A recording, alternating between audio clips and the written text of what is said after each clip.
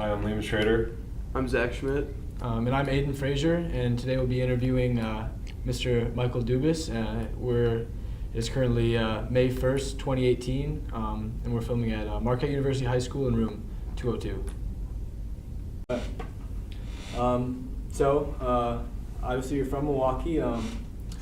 Start off, what was your early childhood like, or maybe starting with when and where you were born?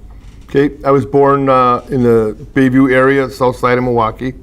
I remember living in the 3400 block of South Pine Avenue. I attended Clement Avenue School, which is an MPS school for kindergarten and first grade.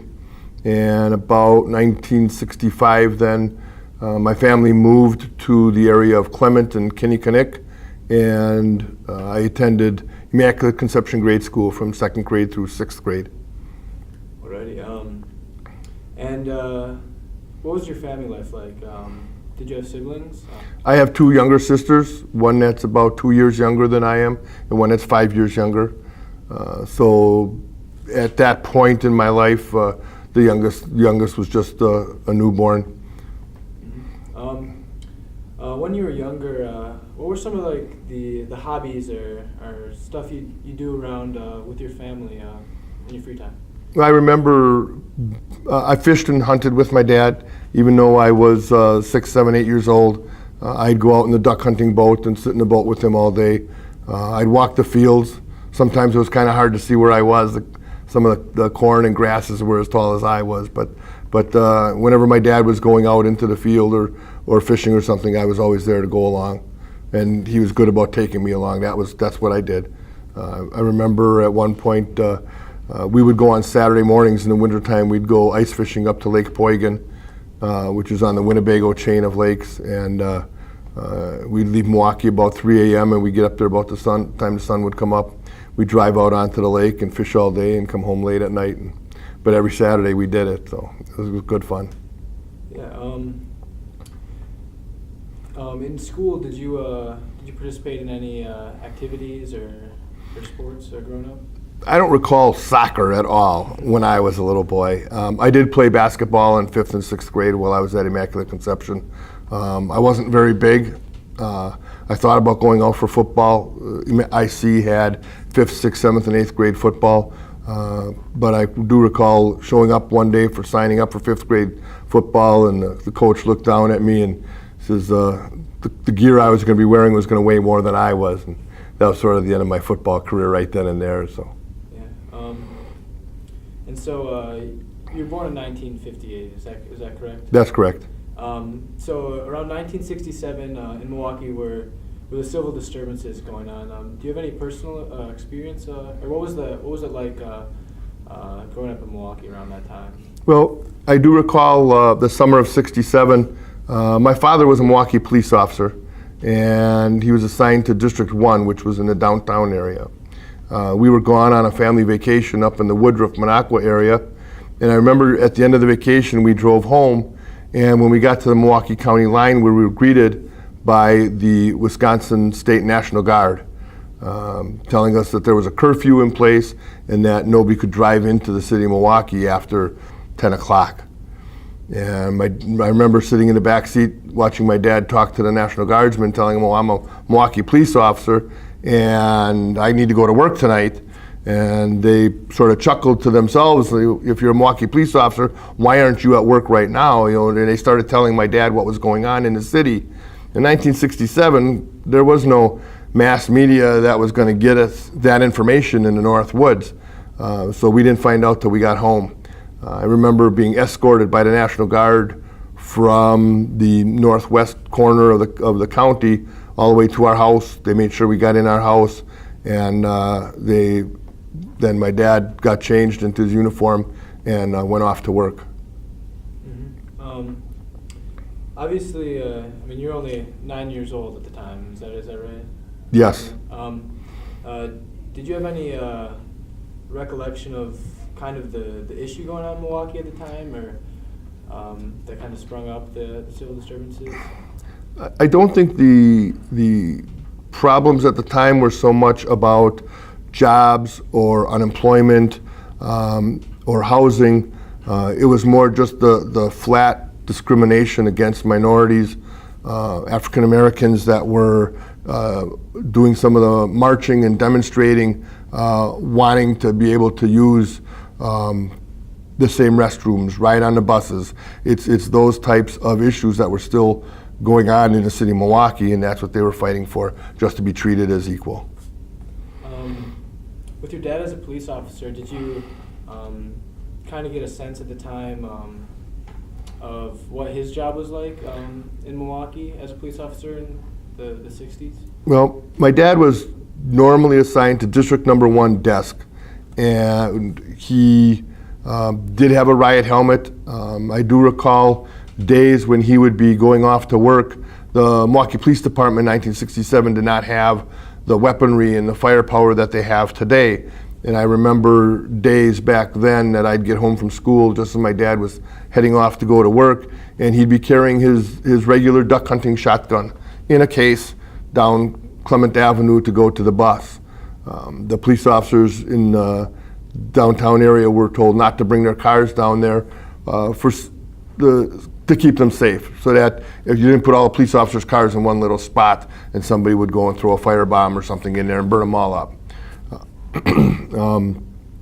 But I remember him walking down Clement Avenue, and he'd go to the bus stop, and he would take the bus to work down on 7th and State Street. There were times when he wouldn't come home for several days. The officers were working 12-hour shifts, and if they were tired, or if things were hectic in the city and they might need him back sooner, then he would just go down to the gym on the second floor of the safety building at the time, and they had cots and walls set up. People could go get something to eat and take a nap, and if you were needed, they'd get you back, put you on the street. You mentioned the fire bombs, or I guess today we don't really live fearing any of that stuff. Did you have that in mind, or were you ever, I don't know, afraid when you were younger? I don't know that I realized the dangers that were there at the age of 9. I do recall that there were times when the demonstrators came to the south side. They would cross the 16th Street Viaduct, and they would march down Kinnickinnick Avenue. And I remember being out on my front porch and watching demonstrators going south on Kinnickinnick, passing Clement Avenue and continuing on southbound. I don't recall violence occurring over there, smashing windows, tipping over cars, but I do know that I saw the groups and groups and groups of people marching down the street, chanting whatever they were yelling. I was about a half a block away at the time. I guess moving into your later early years, where did you attend high school? I went to Milwaukee Hamilton on the south side. All right. And what was your high school experience like? I graduated in 1976, so in those years of 73 through 76, the Milwaukee public high schools were only 3-year high schools. In that, I attended Alexander Bell Middle School, which was 7th, 8th, and 9th, so my freshman year of high school was actually at Alexander Bell.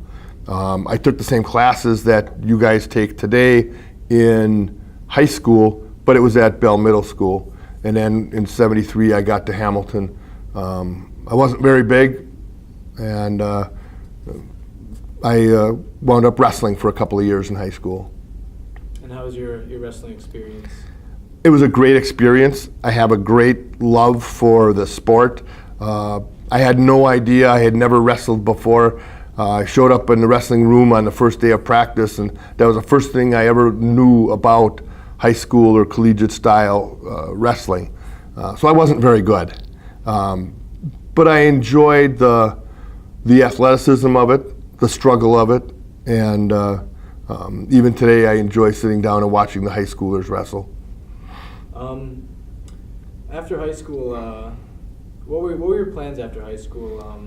Did you plan to become a police officer right away, or how did that process work out? Well, my mother reminds me that the very first picture that I brought home from Clement Avenue grade school about what I wanted to do when I grew up was me in a police uniform. My dad started the Milwaukee Police Department in 1952 in the very first class of police aides. And so that was my goal in life, was as I was growing up, I was going to be a police aide. And at the age of 21, then I would go out straight into the police academy, and I was going to be a police officer. That was the only thing I wanted to do. And in those 2 years kind of between graduating high school and joining the police academy, how did you spend your time in those couple of years? Well, I took the police aid tests, and I made it through the written and the physical agility tests, but just never made it high enough on the list at the time. And so I spent 2 years at UW-Milwaukee taking the intro classes and then the criminal justice classes until I eventually got hired in August of 1978. And I guess looking at UWM now, has it changed much? I don't know if you spend much time over there, but how was it back then? In 1976, UW-Milwaukee was more of a commuter school. A lot of people traveled on the U buses from different parts, from different park and rides. And if we happened to have somebody with a car that drove us down there, we often would walk a half a mile or a mile from Lincoln Memorial Drive up the hill and down Kenwood to get to school. Even in the winter times, as we go back in history now and we talk about deep snows, 1978 was a terrible year for the spring of '78 was a terrible year for snow. And but I remember walking single file from Lincoln Memorial Drive all the way to UWM just to to get to school each day. Then starting as a police aide, what were the kind of tasks that you would do on the job, I guess? The police aid program is meant to teach young men and women about the police department and how its inner workings go. I would file, nowadays everything's put in the computer, but in 1978 I would file 3x5 cards. Every time somebody reported a theft or a burglary or robbery, a 3x5 card would be typed up, one with the victim's name, and if there was a business or something, it would have the business's name. So if somebody wanted to come in and get a copy of their report, or if a detective wanted to get the entire incident report, maybe to take to court or to the district attorney's office, they could give me either the victim's name or the business name or something, and I could look it up and pull the file out, make them a copy of the file, and they could take that with them. We would file 3x5 cards, drawers and drawers and drawers, 3 feet deep, to try and keep track of all of that. Today, there's computers that take care of field interviews. If you get stopped in a traffic stop, or if the police officer stops somebody on the corner and asks them what they're doing in the area, and they get their name, address, and birth date. Well, in 1978, it got put on a little yellow 3x5 card, and that would come to me, and I would file those. Again, hundreds and hundreds and hundreds of cards. One of my jobs was to document everything that would come through in a burglary, where a woman's rings and maybe a watch or a camera were stolen. Without computers to just put in a serial number, we actually had a serial number book, and everything that was stolen that had a serial number was put in that book chronologically by the number. And then if it was a ring, we would describe it, maybe a diamond and 2 rubies and a gold band or something. And then when the police officers would go, either they'd arrest a burglar and he'd have a bunch of stuff in his pocket, or we'd go to a pawn shop and we'd find some stuff that probably didn't, we could figure was stolen, that then we'd go back through those pawn books and we would try and identify that piece of jewelry to a theft or a burglary that had occurred. It took a lot of time. It was very tedious. We got very good at seeing stuff and figuring out where it was in the book. But those were some of the tasks that I did. And how long were you a police aide? Well, I was a police aide for about 1.5 years. The program is meant to run from the time you graduate from high school till the time you turn 21. So the fact that I went to UWM for 2 years and I got hired just before my 19th birthday, I was a police aide for about 2 years there. And then after police aide, what role did you become in the police force? Okay. I went into the academy, the police academy, in November of 1979. I remember our class graduated on April 4th, 1980. And on April 4th, then I was assigned to District 6, which at the time was located at 3220 West Burnham on the south side of Milwaukee. Because I was a police aide and I knew how to use the beginnings of a computer to do wanted checks on people, and I knew how the day books and stuff like that ran in the district station, I was often assigned to the desk for my first year and a half. And eventually I got out on the street and was riding in squad cars with other officers and learning the street better. All right, and then once you became a police officer and got into the field, did your perspective of Milwaukee change at all, or like what was the atmosphere of Milwaukee, seeing it through the eyes of a police officer? I think I didn't understand the city very well when I came on the job. I hadn't seen very much of the city. I recall that on busy Saturday nights, there were times that the District 6 cars from the south side would be sent over to District 3, which is where Market High School is on, and District 3 was on 47th and Valete. And I remember the first time I got sent over here, the dispatcher gave my partner and I an assignment in the 3800 block of West Cherry Street. And we were on 35th in Wisconsin, right out in front of school here, and neither one of us knew where Cherry Street was. Well, the district went all the way north to West Center, so we were just going to drive slow. It wasn't an emergency assignment. We were going to drive slow going north from Wisconsin and just read the signs till we found Cherry Street. And once we passed Valete, Cherry was right there. We turned left and we got to our assignment. After some amount of time driving around in District 3 and District 7, which is further north, I now have a great understanding of the entire city of Milwaukee. But it was a little scary that first time. Coming to the north side, I hadn't had a lot of contact with black people at all. A couple of police officers that my dad would hang around with, but so it was an interesting situation. There was a lot of learning. Obviously, in the 80s, we read about the outbreak of crack cocaine in the city. What effect did that have on Milwaukee and the police force? Okay. I was a police officer for 10 years, and in 1989 I was promoted to the rank of detective. I took some robberies and some burglaries and a number of different types of jobs like that. And after about a year, I wound up being assigned to the homicide unit on the late shift. That would have been spring of 1990. Well, in 1988, the city of Milwaukee had 84 homicides citywide. The crack cocaine epidemic started in 1990. By 1991, we were up to 165 homicides. And I'm here to tell you that we still kept a 80%, 85% clearance rate, even though the number of homicides had doubled. We worked hard, we worked long hours. There were times when we were working 16 hours a day. You could come in on your off days and work if you had the time, and we just chased down every lead we could until we found who was doing what and clearing those homicides. And the biggest thing was for the peace of the family. The family needed to know what happened and why. And so we worked hard at it. And over the years, have you seen that specific issue grow better? Or? There have been a number of different chiefs of police that worked in the city. Sometimes they had an effect on what happened, sometimes they didn't.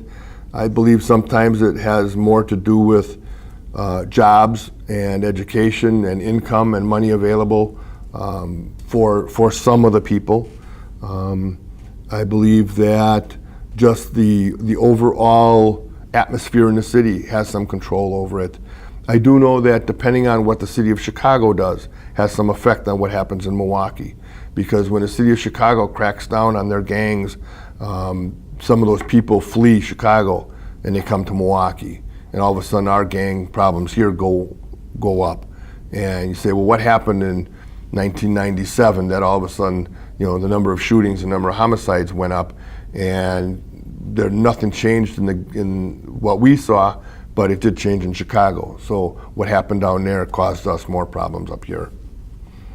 And then when you're on the force, and I know you said you always wanted to be a police officer, but having your dad as kind of was he kind of a guide for you, or did he have any influence on how you yourself were a police officer? I don't think so. Like I said, he spent a lot of his days either working at the desk. Later on, he was a license clerk, which handled cab licenses, tavern licenses, liquor licenses in small stores.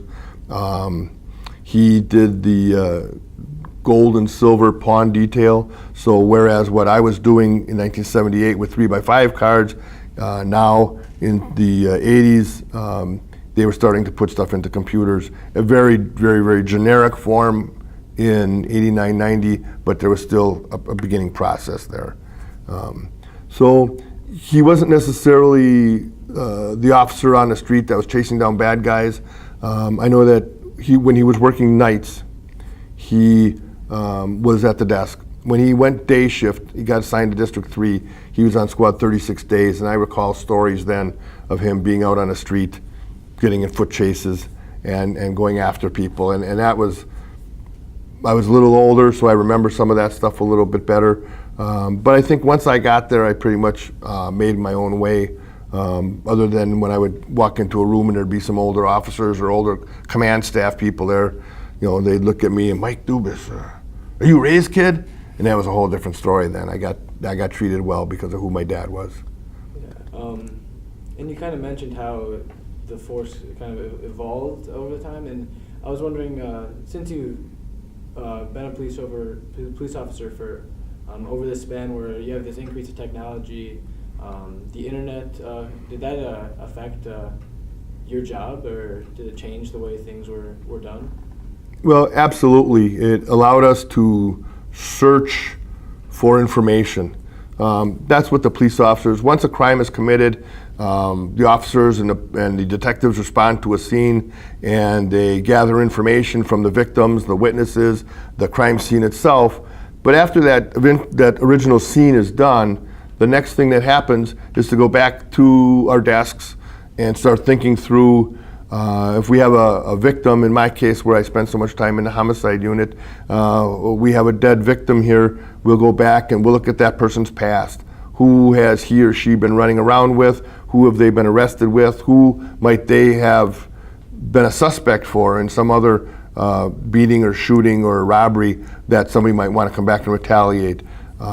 When we were doing it with 3x5 cards, it took a long, long time, and oftentimes once you got tired, you might miss something. The use of computers allowed us to search through that gathered information a lot quicker and actually come up with some better information.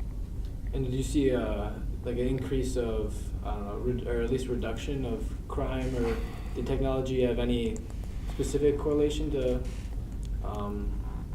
I guess, life or crime in general? Okay, the firearms area, police were able to submit the bullets that were recovered and the shell casings that were recovered and the guns that were recovered, send them to the Wisconsin State Crime Lab. There were people there at the crime lab who would compare the strike mark from a firing pin and the extraction marks when a bullet gets pulled out of a semi-automatic handgun or rifle. Those extraction arms that grab the shell and pull it back out leave little marks. If you look at them under an extremely strong microscope, they're all unique. So with the addition of computers, we were able to put all of the information from firing pin scratchings and extractor marks into the computer, and then when we would get a gun recovered, the crime lab would take a fresh cartridge, fire around through it, let it get pulled out, and they would match the firing pin and the extraction marks to all these other casings, 9mm casings, 40 caliber casings, and all of a sudden they'd say, hey, look, this gun we now have that we got off of John Doe matches this casing from this shooting and this casing from this shooting and this bullet that we took out of this person over here. And computers allowed us to examine those things at a microscopic level and then match them up and bring all of those cases together. And we were able to clear cases and put bad guys in jail for the things they were doing, not just the one they were caught for, but for lots of other crimes. And then in 1991, Milwaukee's known for Jeffrey Dahmer. Did you have any take part in the case by any chance? Well, I recall that June night, shortly after midnight, my partner was Detective Pat Kennedy, and a call had come into the Detective Bureau that night that two officers were inside of an apartment and they found a bunch of Polaroid pictures that appeared to be of dead bodies and bodies being dismembered.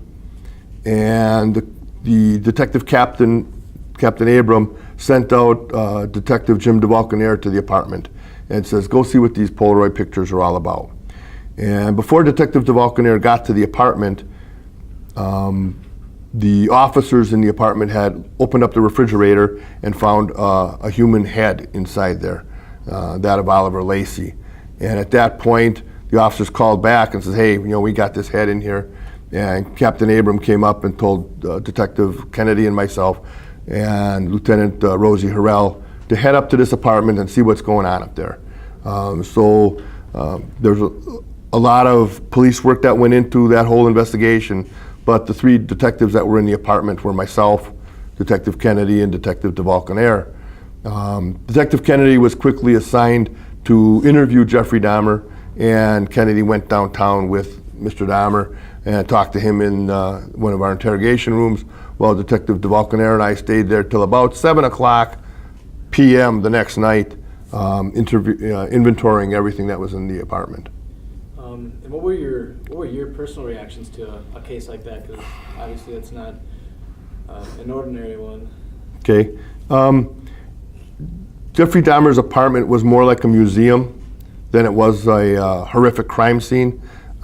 In my 12 years as a homicide detective, I saw a lot of very gruesome, bloodied, mutilated body type situations. Jeffrey Dahmer's apartment, skulls, body pieces were cleaned. They were in boxes, they were in envelopes, they were wrapped in freezer paper and put in the freezer. But there wasn't bodies laying all over the place. It wasn't a horrific scene like that. The story at the time is that he was using muriatic acid to break down the bodies of people he was killing, and so he could flush them down the toilet so they'd get soft. So the apartment itself had a very strong chemical smell, and it's probably a smell that I'll never ever forget. But as far as a gruesome crime scene, it wasn't that. It was just an apartment with, refrigerator and freezer and table and a big fish tank. That was about it. After that incident, did you see a change in or the atmosphere kind of in Milwaukee, or did the citizens react? Because this is something that I'm sure threw people for a loop. Well, most of Jeffrey Dahmer's victims, if not all, were gay men. And there was a huge outcry from the communities wanting explanations as to why the police hadn't linked all these missing men together. Because at that point, these men weren't homicide victims. They were just missings.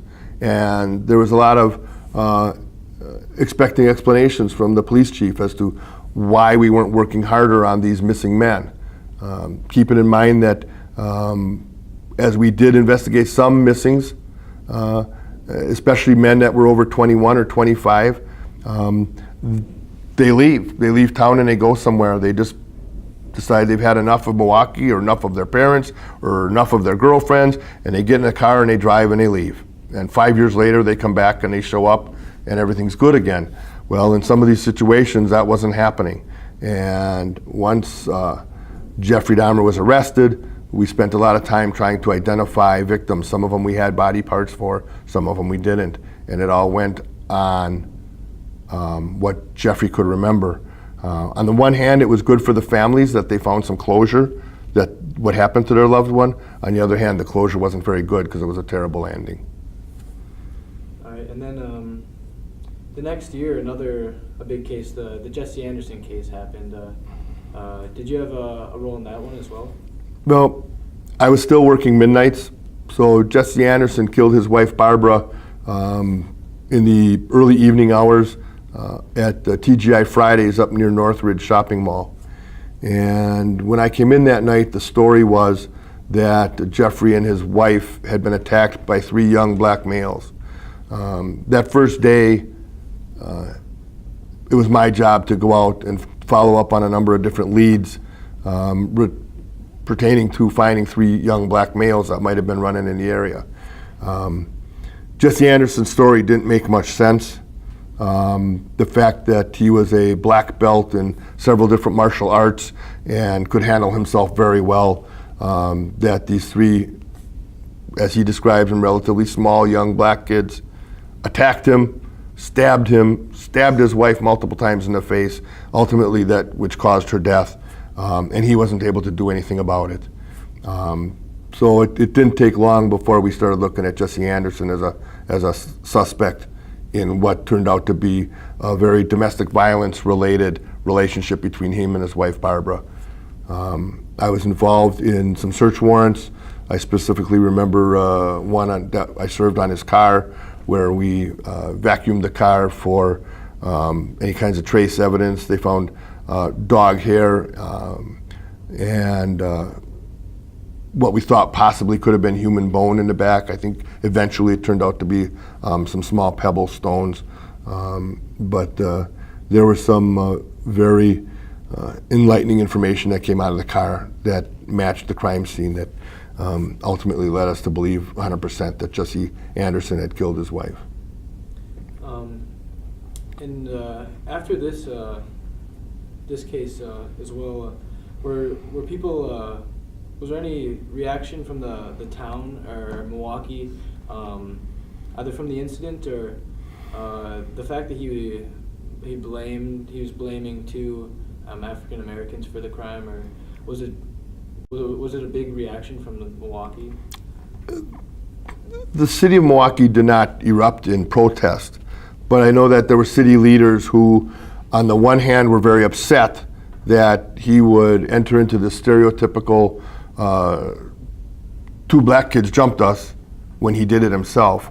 And at that point, again, I can only say that the Milwaukee police detectives and the police department did their job, found the bad guy, and showed that, it wasn't.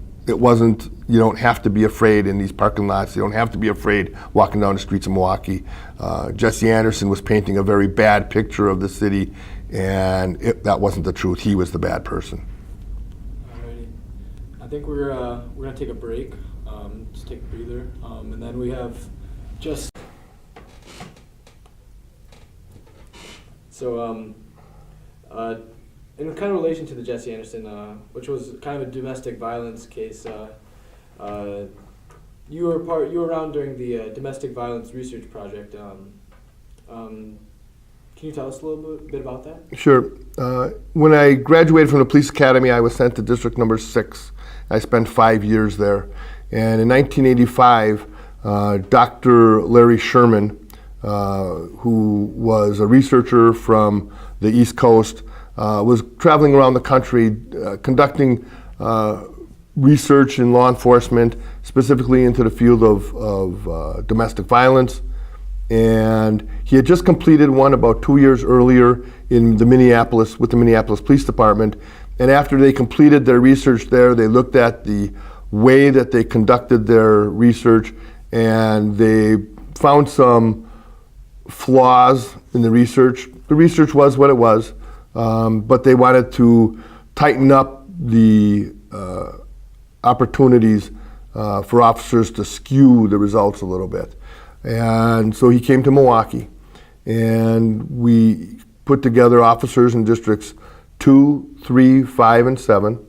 Every district had probably 6 officers, which would make up 2 squad cars. On any given day, 2 of us would be working in a car. And we all gathered together. We came up with a plan. The idea was that if one of these DV cars, the research cars, would get sent to an assignment, a domestic violence that met the criteria to make domestic violence, either somebody had children together, or they lived together, or maybe they were adult family members together, that we would have three ways to handle the situation. In Minneapolis, the officers would have an envelope in their pocket, and that envelope would tell them whether they were going to, 1, mandatorily arrest somebody and hold them for bail, 2 was to arrest them and allow them to leave jail after 2 hours after they calmed down and sign a personal recognizance bond, or the third treatment that we had was to advise the situation right there and expect no more problems that night from this couple. In Minneapolis, the officers knew what their treatment was in their envelope. So if I and my partner went to a situation where the man was extremely violent and we didn't trust that he wouldn't hit his wife again after we left, well, we would use my envelope that says mandatory arrest and hold for bail. If we got to one where the man was relatively calmed down and realized that what he was doing was wrong and that he needed to get help, well, then we could use my partner's envelope that said advise and go on our way. Knowing that, they were able to skew the amount of recidivism, which is what we were studying. Does mandatory arrest stop repeat offenders in domestic violence? So when we came to Milwaukee, they took those envelopes out of our pockets. My partners and I would go into a house.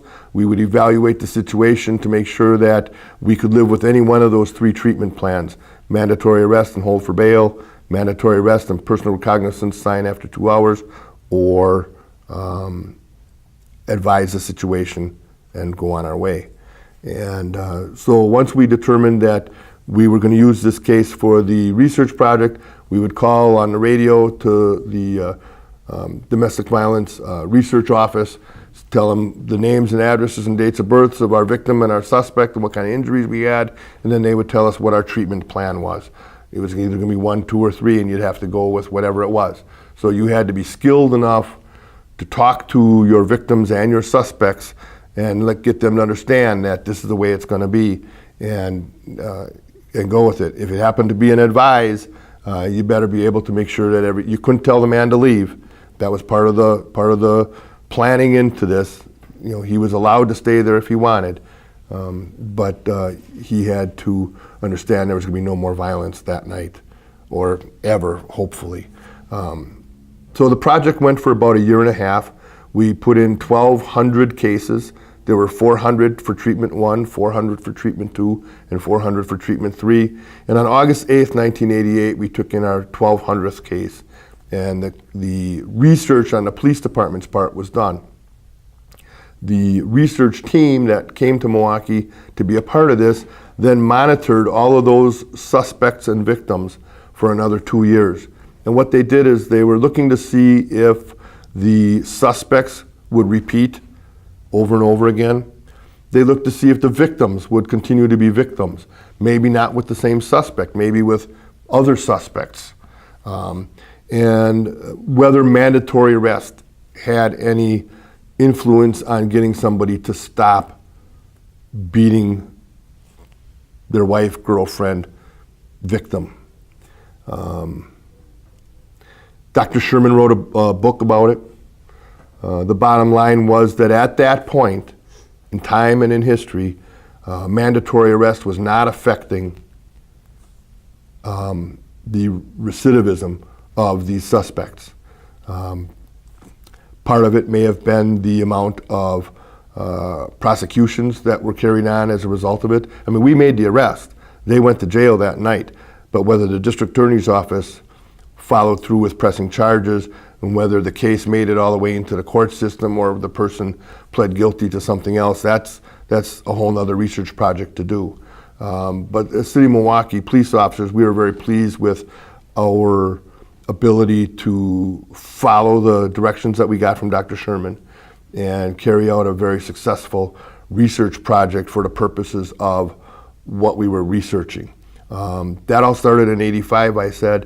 In 1984, the state of Wisconsin passed the mandatory arrest law, which meant that if a police officer goes to a situation, whether it's a house, a tavern, an alley, a problem, and there is domestic violence there. Somebody got hit, somebody created criminal damage to property by breaking windows or breaking plates or something. If there was a problem and it was domestic violence related, the state of Wisconsin says, police officers, you must arrest at least one party there to stop the violence. So in 1985, when the research project started, we had to get a waiver from the state of Wisconsin and the Wisconsin Supreme Court saying that these 32 police officers that are doing this research did not have to conform to that state law while they are under the guise of the research program itself. So on August 8th, 1988, when the project for us ended, then we all went back to what state law said and make those mandatory arrests. When the project was over, did you feel like it was something you'd want to adopt, or were you content with the mandatory arrest Wisconsin guidelines? Well, I don't believe mandatory arrest stops repeat offenders, but I do believe that mandatory arrest allows the police officers, somebody's got to go to jail, and the officers are then forced to figure out who's going to jail that night, if for no other reason than to stop the violence for that night. It becomes very important before 1984, before mandatory arrest, if the police officers went to the house and the victim is sitting there with a black and blue eye and bleeding from the corner of the lip, and the officer would say, well, what happened here? And you, officer, had been there several times before for similar problems, and Wisconsin state law says that there has to be non-consent. So if the victim says, well, I don't want to press charges, I still love him, I still love her, I don't want to press charges, you really didn't have a reason to make an arrest. There's specific points to each statute, and one of them was non-consent. And if this person says they're not going to press charges, then you didn't arrest anybody. Well, in 1984, when mandatory arrest came along, that gave the officers the permission to make that arrest, whether the victim wants them arrested or not. I'm here, plates are broke, the windows broke, all this stuff happened, and this agitated person over here is still screaming and hollering and yelling. Obviously, that person's going to jail simply based on state law says I have to make an arrest on somebody. So would you consider your research and all the work you put in a success? Do you think it was fruitful for all the time you put into the research you did? I think the information that came out of it was very fruitful. It told a story. It may not have made all of the battered women's groups happy with what the results said, but the results spoke for themselves. I think any kind of research that we're doing out there, gathering information, if it's done in a very specific direction, if it's done with a lot of parameters that control it. As I said, in Minneapolis, the officers could control what happened there a little bit. When Dr. Sherman came to Milwaukee, he took that control out of our hands, which was a good thing. It put it in more of the research mode, and so we would have to be able to follow what the research was trying to test. And the test was, will mandatory arrest stop repeat offenders? The answer was no. However, I feel it was a success that we were able to give them a clean study. There are things that could have gone wrong during our study. Had we had an advised situation and before we left the house, the suspect gets crazy again and starts punching somebody. And we had the advice, it's already in the study, and now we have to arrest him. Well, that's a treatment failure. That's not a good thing. So you can only have so many treatment failures. So in the treatment number 2 that we talked about was the arrest and PR, personal recognizance bond, after 2 hours. Well, if the person lied about their name and they weren't wanted before and now they get downtown, they've been arrested, and we're gonna let them go in 2 hours, they roll their fingerprints and they find out that they're somebody else and that somebody else has warrants. Or maybe I remember one situation where the person had some marijuana cigarettes stuck down in his sock. Well, when he got searched in the city jail, the jailer found the marijuana cigarettes, and now he's charged with possession of marijuana, which he's not going to get PR'd out on. So those types of project failures were kept to a very, very minimum. I think that went to the quality of the police officers that were there and their desire to make this as clean a study as we could. So if we had 3 or 4 or 5 of those situations out of 1,200 cases, it was very, very minimal. And so we gave the doctor the information that he wanted, and he could write his story however he wanted. But I think what we showed is that mandatory arrest is a good thing, but it doesn't stop repeat offenders. Is that still the Wisconsin code today? Yes, it is. It is. Prior to this study, was domestic violence in Milwaukee a specific issue, like people wanted to, or I guess the researcher wanted to look into, or was it more of just another one of the problems we deal with in our everyday lives? Well, it was an everyday problem in situations where men and women didn't have good role models coming up when they were growing up. It was a problem where there was a lot of alcohol abuse and drug abuse in the houses, where people could or would lose control over the ability to discuss a problem. If we're going to have a discussion about something we disagree upon, it doesn't have to end in blows and somebody getting hit in the head with a telephone. We can have an argument, we can have a discussion, and we can discuss how we disagree on something, but it doesn't have to wind up with somebody getting a black eye and stitches. So from that standpoint, it's always been a problem. Somewhere in the 80s, they gave it a name. It was domestic violence. And with that, more and more battered shelters for victims, men and women, were put in place, and were able to take care of some of these victims as they went. You mentioned this happened after you were at District 6. Could you kind of go into a little more detail about once you left District 6? Well, when I graduated from the academy, I went to District 6. The research project that I participated in occurred. I was assigned to District 3 at the time, and I went over there voluntarily to participate in the research project. And when the project was over in August of 1988, I stayed at District 3 until I got promoted to detective in June of 1989. As a detective, did you enjoy that role, or how was that different than what you had previously done before? Well, as a police officer on the south side, where there wasn't a whole lot of violent crime, I would get sent to thefts and car accidents, criminal damage to properties. There was some robberies, and occasionally there was a shooting, but for the most part, it was the lesser crimes that were occurring over there. And because I had time at District 6, time to investigate those crimes, I was able to hone some of my skills on how to be an investigator. The officers in District 3 and 5 and 7, where there was a lot more violent crime, they would do a lot more running around from shooting scene to shooting scene, robbery scene, to chasing burglars through the yards. And so when I did get transferred to District 3, yes, I was there for the research project, but if there was a robbery down the block, or if there was a shooting and they needed squads for it, we'd get sent to that stuff too. And so that got me more experience in those violent crimes, those felonies that eventually I'd be investigating as a detective. So half of my uniform time on the south side, half of it on the north side, really prepared me for the next step in my career.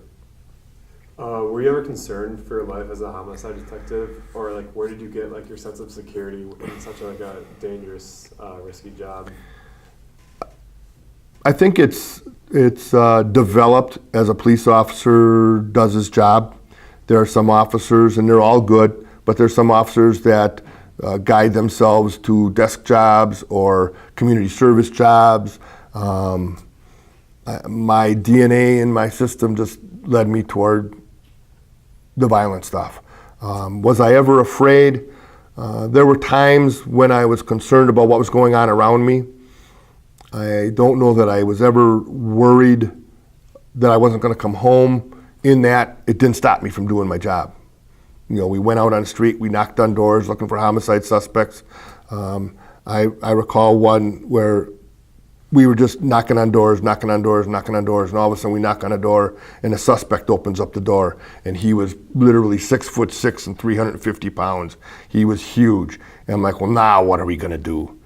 And I had to, go back to talking real nice, tell him that we had some questions to talk about, and there were some issues here, and somebody might be accusing him of something, and he had to know why we were there. But once he was in handcuffs and in the paddy wagon, then I felt a little better. But there were situations like that. I recall being in a basement on 2nd and Keefe. I had recovered some guns that were involved in a homicide at Cadillac Berry's Tavern, and all of a sudden my flashlight goes out, and the lights in the house didn't work, and I literally could not see my hand in front of my face. And I thought, well, I don't even know where to go. We didn't have cell phones where I could flip my phone on and follow the light there. So I just stayed, right, watching the 2 guns that I had recovered and waited. Hopefully the next person coming in the building was going to be a police officer, not a bad guy. Ultimately, my partner came looking for me because he knew where I went. He said, are you down there? And he came in with a good flashlight, and we recovered the evidence and got out of there. But situations occur, and you just dealt with the problem at hand. I don't know. I know that as people talk to my wife today, now that I've been gone 6 years, I don't know that I was ever afraid. Just use good judgment, be careful, don't do anything crazy, and plan on going home at the end of my shift. Did you ever have an injury while you're on the job? Nothing big, major to talk about. Probably the worst thing that ever happened to me, I was getting back into my squad car one time on West Scott Street, and coming up over the hill was a drunk driver, a maniac, and as I saw him coming over the hill, he was going to have enough room between me, my open car door, and his car. So I grabbed the squad car door and I shut the door, and I wound up shutting my right hand in the door, breaking a few bones. That was kind of an embarrassing situation. But beyond that, I did not have any big major injuries. And how long were you a homicide detective? 12 years. 12 years. And then what did you do after that? In January of 2001, I was promoted to the rank of lieutenant of detectives, which was a very difficult spot because I continued to stay on the midnight shift, the late shift, and I ultimately was then supervising the very detectives that I sat in the squad car with yesterday, today, and now I'm their boss, telling them what to do. I recall my first roll call, talking to my guys, letting them know that, hey, look, I understand there's going to be situations where some bigger boss is going to want to yell at us, so let's keep the yelling to a minimum, and let's not get yelled at for more than something once. And they worked well. They appreciated my position, and for the most part, they were already dedicated to number one, finding the bad guys. We were very proud all through the 90s and into the 2000s with our clearance rate staying above 80%. As we compare that to big cities our size, city of Milwaukee, around the country, we were always in the very top of what happened. And part of it was how we investigated homicides. The city of Chicago obviously is much bigger, but the city of Chicago, they're set up that if 2 detectives go and investigate a scene, it's their case until they solve it.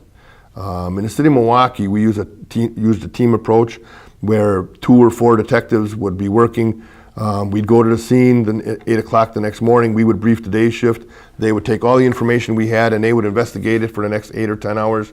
And when early shift came in at 4 p.m., they would brief them on everything that we had and everything that they had.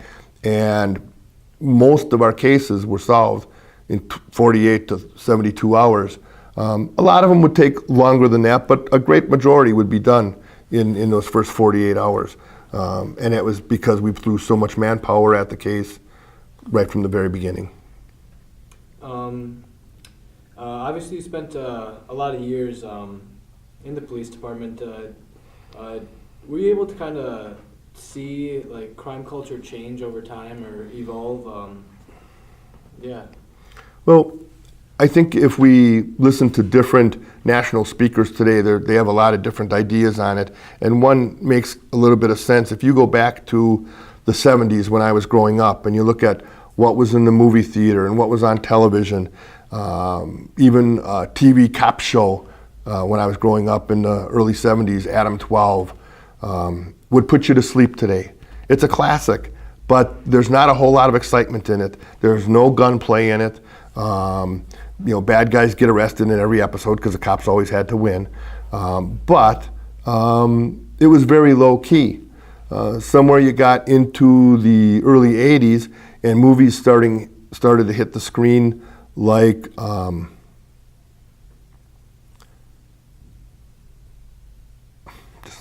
what was it? Boys in the Hood. Very good. Edit that part out. Like Boys in the Hood.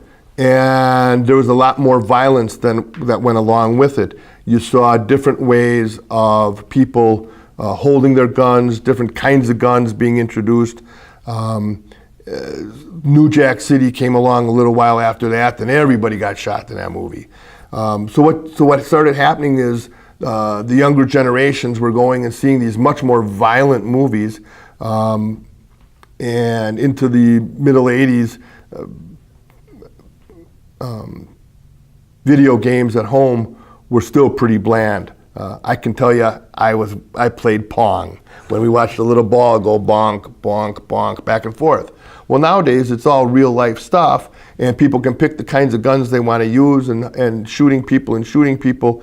And I think that a lot of what's in the movie theaters and what's on the video games has caused a change in society and has given people a greater idea of what they want to do in real life because they did it in a video game for 10 hours a day for the last couple of months.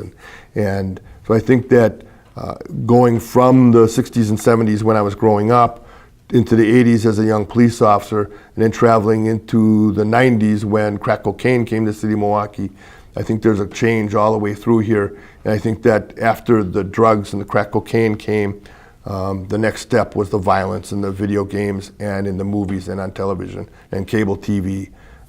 It just doesn't stop. How do you think life as a police officer compares in real life to how it's depicted on movies and television? Well, I was a police officer for 34 years. I can tell you that I had 3 occasions where I could have, probably should have, legally shot a bad guy who had a gun in his hand, who was threatening to kill people, and did not. In my 34 years, I never shot my gun on duty at anybody. Lucky for me, situations worked their way out. 1 or 2 or 3 more times yelling at the bad guy to drop the gun, drop the gun, drop the gun. Eventually he dropped the gun and we were able to take him into custody.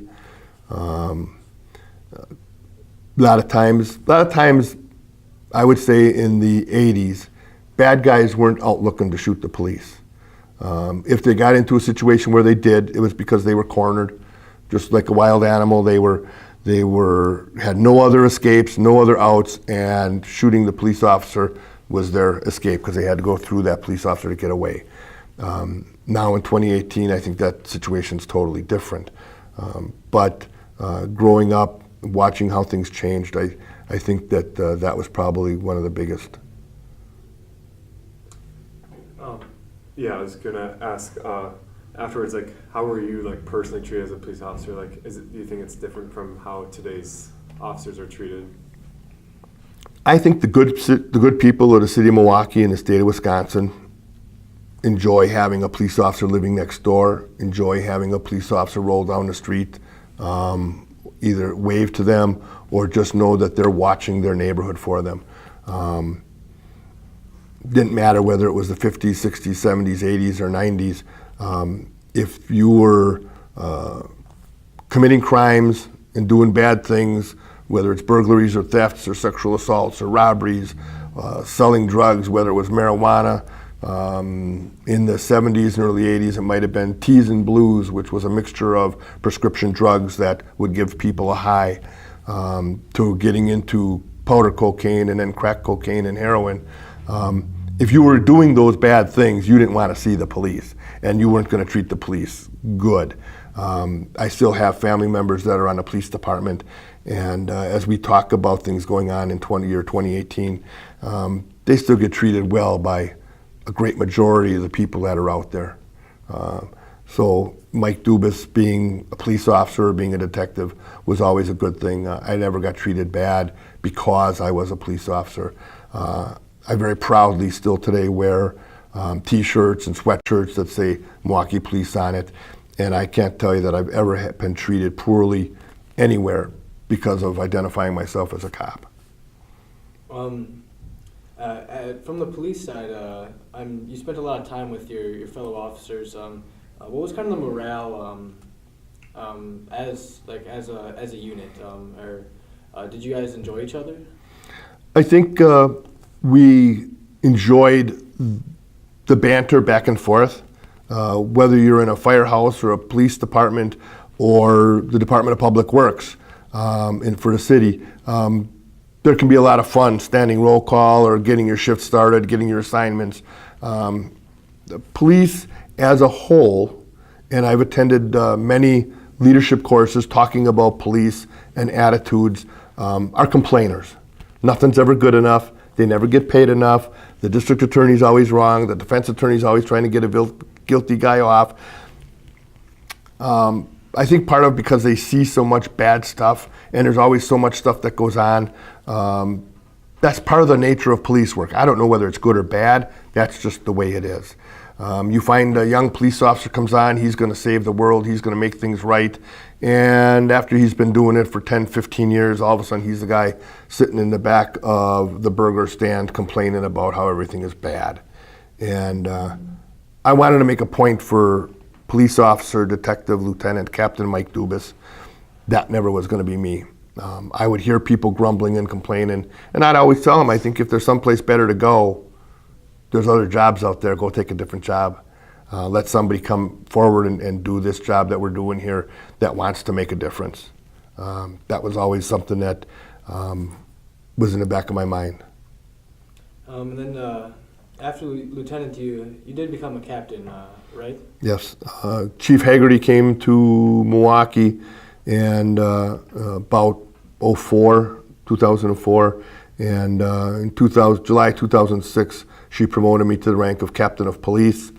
Again, I was assigned back to the midnight shift, and I ran the entire late shift, and at one point I was running the late shift and early shift, which would have included homicides, robberies, property crimes, arsons, all those different venues of detective work. So it was quite expansive. On the other hand, I had lieutenants that worked for me who had come up through the ranks with me. So I'd have a lieutenant in charge of homicides, and a lieutenant in charge of robberies, and a lieutenant in charge of property crimes, which was the burglaries and arsons and auto thefts. And so if they did their job, that just made my job a little easier. But there was a lot to answer for. And was it always your goal to work your way up through the ranks, or is that? I don't think so. I think when I came on the police department, my goal was to be a police officer. And as I spent time there and I saw where the good officers were going and what they were doing, I didn't take the sergeant's exam seriously when it came around in 1987, 88.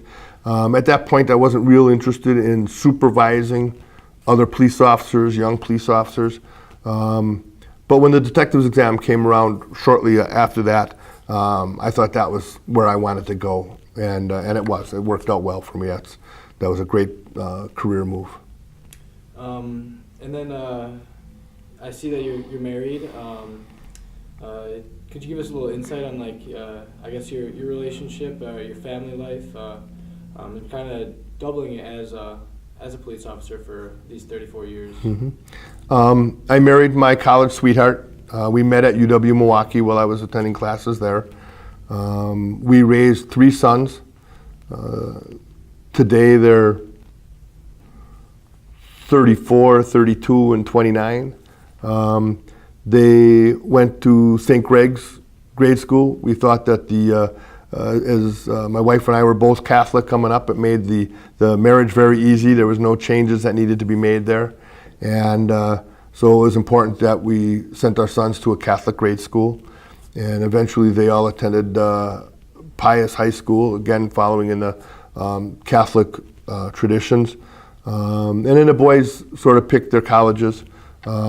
But very proud to say that my oldest son today, he had a PhD eventually from the Medical College of Wisconsin, and he does eye research at the University College of London, affiliated with Moorfields Eye Hospital. My middle son went to University of St. Thomas, carried on to get a PhD from Washington University in St. Louis, and then went back to the Twin Cities and got a law degree, and he does intellectual properties or patent law, still in the Twin Cities area. And my youngest son came along and said, "Dad, I got all the same biology and math and chemistry scores as my 2 brothers, but I don't want to look at any more microscopes." So he decided that he wanted to teach music. He was a very, very good trumpet player. Pius had a very, very good jazz band. And Christopher wanted to share his love of music with other kids. And today he teaches, he got a degree in music education from Drake University in Iowa. And today he teaches music at a school in Minnesota. Being a police officer, was it ever a challenge being with your kids? I know you said you worked the late night shift sometimes. Was there ever any struggles with that? Well, when I was growing up, my father worked 4 to midnight or 3 to 11 p.m. And I recall him being around. I recall him being there at lunch times when I would walk home for lunch from grade school and great family vacations. But he wasn't there on some days when I was going to a Cub Scout softball game or something, because he was working, and I understood that. So when I started having children, I wanted to make sure that I could be there for some of that, more of that stuff, and I stayed on the midnight shift. So I worked midnight. My regular shift would end at 8 o'clock in the morning. If I was there till noon, if I was there till 4 o'clock, that's just what it took. I'd get home, I'd take a quick nap, I'd go and either coach Little League in Greenfield, or Cub Scout softball, or basketball for St. Greg's. I've been involved as an adult leader in the Boy Scouts of America for about 26, 27 years, give or take. And I think those connections to youth that are doing good things kept me a balance from seeing all the worst side of the city of Milwaukee with homicides and sexual assaults and dead bodies on the one hand, and then seeing the good of the Boy Scouts of America and the athletics and the music that the boys were involved in. It kept me sane and kept me going in the right direction.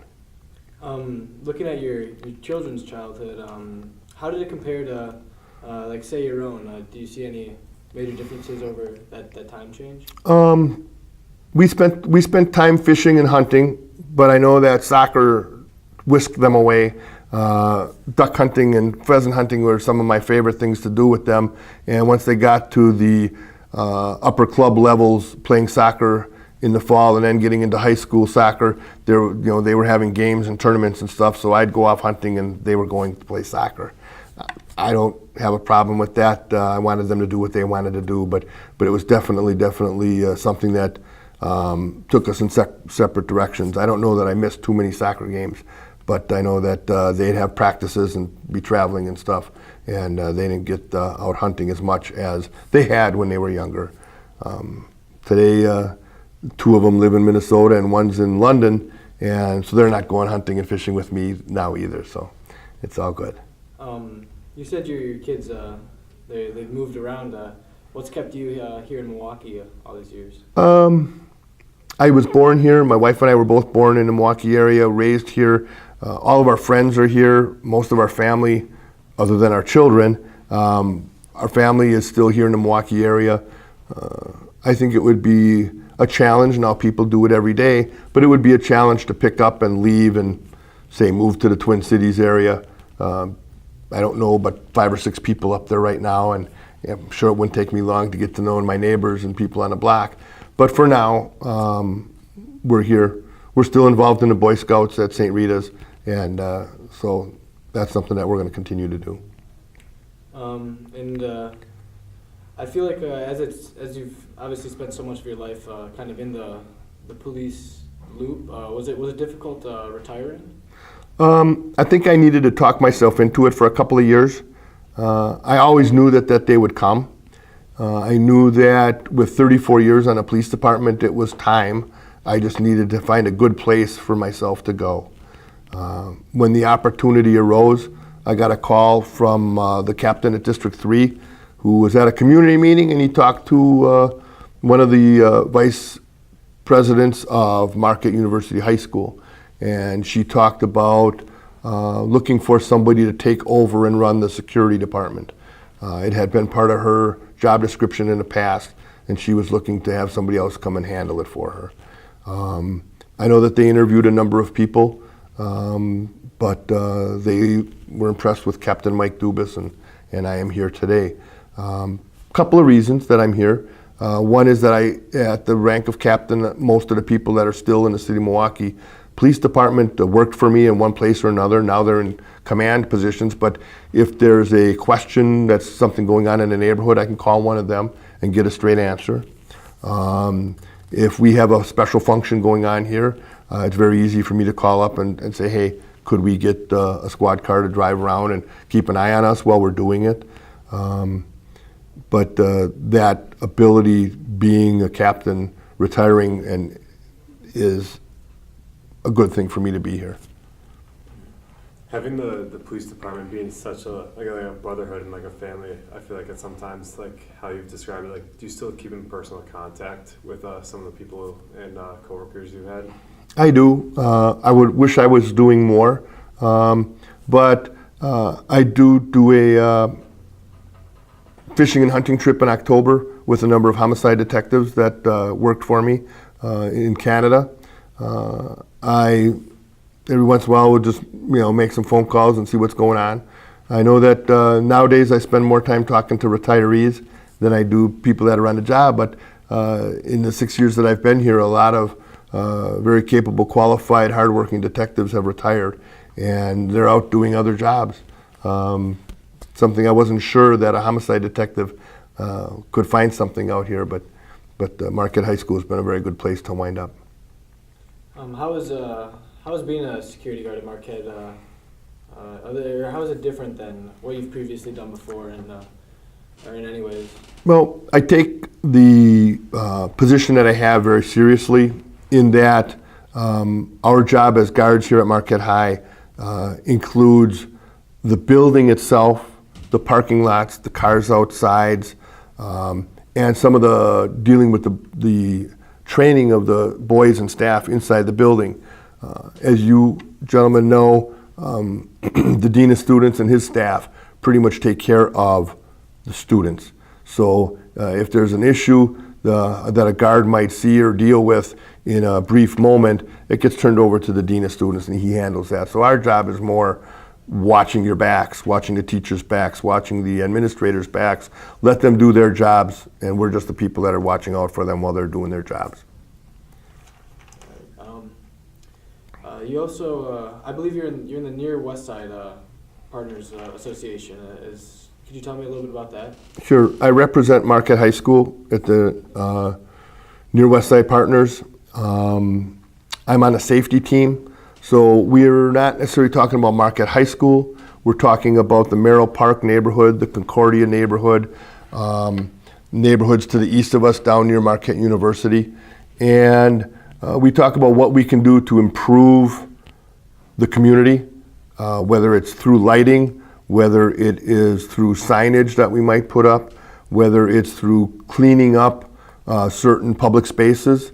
It might be dealing with a problem store, whether it's a liquor store or a tobacco store or a cell phone store that has a lot of people hanging around, and with those people hanging around goes along with some robberies or some drug dealing or something like that. So we and the Near West Side Partners meet with the police department and try to figure out what we can offer to help deal with those problems and make this a better community for everybody to live in. All right. And I guess last question. Milwaukee being known for its beer culture, do you see that played out as a police officer? Well, I know that life in the city of Milwaukee changes at 2 a.m. when the taverns close. So if you listen to radio commentators or news commentators, they'll often talk about nothing good happens in the street of Milwaukee after 2 a.m. or nothing good happens in an alley after 2 a.m. And I would go along with that. I don't know that it's Milwaukee any different from New Orleans or San Diego or Boston. But I do know that there's lots of taverns in every city. There's lots of taverns in Milwaukee, and life gets a little more crazy after 2 a.m. So, all in all, how has your view changed, or has it stayed the same of Milwaukee since the time you were a kid and growing up here? I think I was very naive to what was going on in the city leading up to my high school days. I hung out with 5 boys that lived in my neighborhood in the area of 76 and Howard. They all stood up in my wedding. We played softball together. We played tag football together. Eventually, we all went to Milwaukee Hamilton in one year or another, and didn't really worry about a lot of that outside world out there. When I got to UWM, I saw a little bigger section of the world, and when I joined the police department, I think there was a lot that I needed to grow up and learn and figure out what to do. But it came quick. And today, I think the police officers get thrown right into the mix a lot faster. I don't think police officers today that graduate from the academy had a couple of years to acclimate themselves to what police work is all about and what needs to happen and how your job needs to be done. I think now they hit the streets running and they just keep on going. I believe that the city's gotten more violent in this time, but it's not just the city of Milwaukee. It's the culture as a whole, and whether it comes from a taming down of the recreation that we do with our televisions and movies and video games, or whether it comes from people turning back toward their faith-based institutions like the Catholic Church and Marquette High School. Somewhere along there, I think something needs to be done to improve people's ideas of life and society. All right, thank you. Thank you so much for Okay. speaking with us. You bet. Very good, Jim.